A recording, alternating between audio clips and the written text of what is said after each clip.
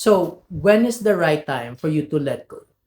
When it's no longer serving you, if it's already unfair, if you're the only one hanging on to it, if you no longer have peace. Pwede ko namang isa-isahin eh, pero alam kong hindi ka naman kasi makikinig kasi yung utak mo nakastuck doon sa potential ng taong yun. So kahit ano pa yung ipakita sa yung mali, binabypass ng mata mo. Kasi nga, you are still clinging to a fact na magbabago siya, na mabibigay niya sa'yo yung potential na ginawa mo sa utak mo.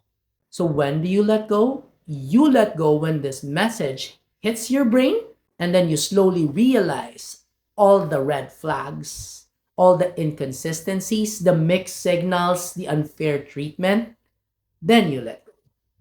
If the crowd no longer needs you, step back. Let them feel the wrath of your silence.